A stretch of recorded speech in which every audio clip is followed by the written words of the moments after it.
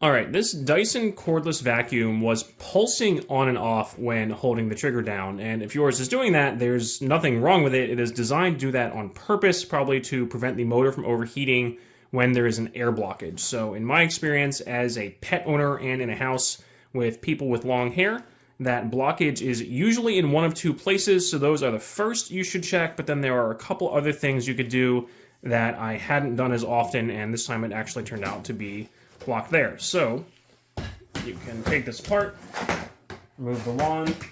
You should be able to see light through the wand. In my experience, this is long and straight. There's not really a lot of places for stuff to get stuck, so that is usually the least likely to be the problem. The biggest culprit is usually the bend in the brush head here. So because of that bend, it's a little hard to see light through there, so hard to tell at first if that is blocked.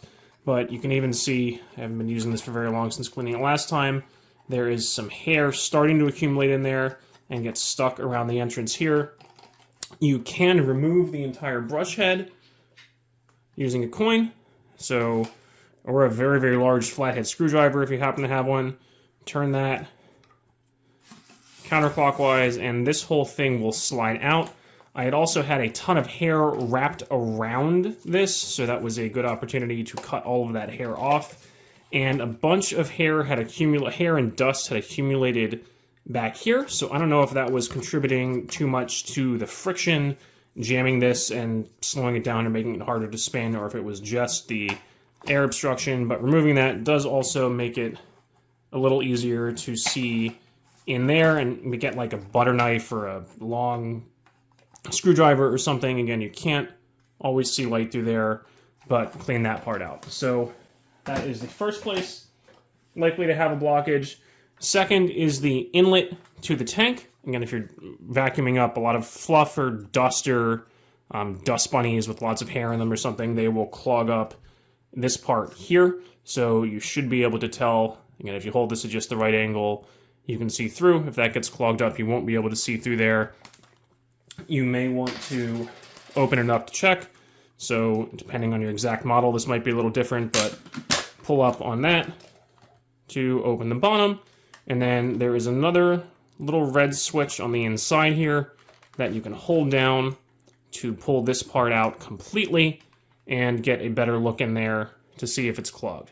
Now, those are, again, in my experience, the two things that are the fastest to clog with lots of pet hair and long hair. But if those are clear and it is still pulsing, then you also need to check the filters, which you are supposed to clean regularly, but of course I usually forget. So there is the rear filter here, which you can look in there and see if that is totally clogged up with hair and pull that out. If you do rinse these with water, you should let them dry for at least 24 hours before putting them back in.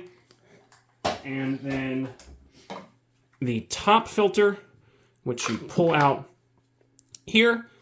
And then this one, at least on my model, wasn't really designed to be taken apart easily, from what I could tell. I had to use a flathead screwdriver to pry this bag off, and there was a big wad of hair inside there that I removed and then rinsed out the inside really good and put it back on. But you can see how, if I can get the camera to refocus for a second, in the process of prying that off, I kind of sort of bent this part. So if you have a tip about taking that apart better, or if you're just supposed to clean it without taking it off or something, go ahead and let me know in a comment below this video.